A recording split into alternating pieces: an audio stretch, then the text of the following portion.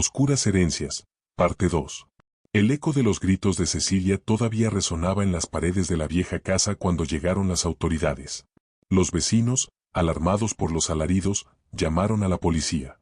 Al entrar en la casa, encontraron a Cecilia en el sótano, cubierta de sangre, con el cuchillo aún en sus manos temblorosas.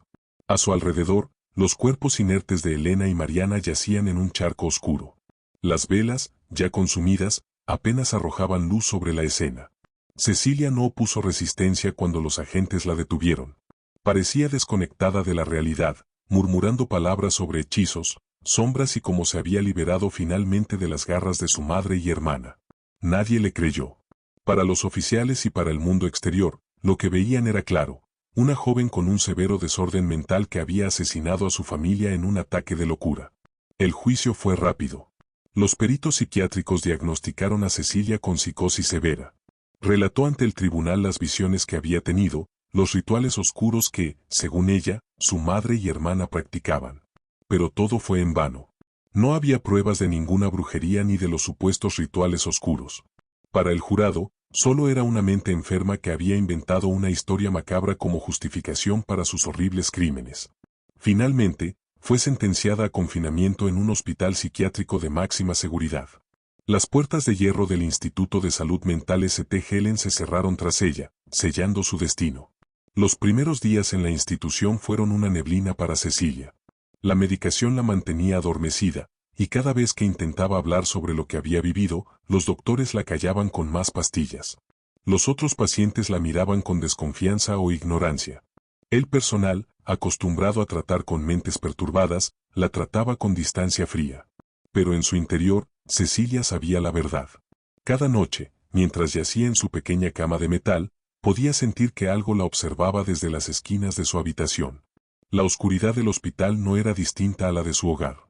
Las sombras seguían allí. Intentaba explicarles a los doctores lo que veía, pero ellos solo aumentaban las dosis de sus medicinas. Una tarde, mientras Cecilia estaba en la sala común, algo cambió. Sentada en una esquina, vio a una de las enfermeras pasar frente a ella. Por un momento, la figura de la enfermera se distorsionó, y en lugar de su uniforme blanco, Cecilia vio el vestido negro de su hermana Mariana. La enfermera se giró y le sonrió, una sonrisa torcida, casi burlona. Cecilia retrocedió asustada, tropezando con los muebles. «Estás muerta», gritó desesperada, señalando a la enfermera. «Yo te maté». El personal corrió hacia ella, tratando de calmarla mientras las otras pacientes observaban con curiosidad. La enfermera la miró con compasión fingida antes de apartarse lentamente. Para todos los demás, solo era otra alucinación más. Pero Cecilia sabía que algo estaba mal. Las sombras que había creído desterrar con la muerte de su madre y hermana estaban volviendo. ¿Había fallado? Los rostros familiares de Elena y Mariana comenzaron a aparecer en los lugares más inesperados, en los reflejos de los espejos, en las ventanas, e incluso en las esquinas de su celda. Cada vez que intentaba apartar la mirada, sentía su presencia más cerca, susurrándole al oído, sus voces llenas de odio y desprecio. «Nunca te deshiciste de nosotras», murmuraba la voz de Mariana en su mente. Las noches se convirtieron en un tormento interminable. Cecilia sentía el peso invisible de las brujas, su madre y su hermana, que la rodeaban, riéndose de ella. Los doctores continuaban insistiendo en que todo era parte de su enfermedad, que no había nada sobrenatural en lo que estaba experimentando. Pero Cecilia sentía algo distinto.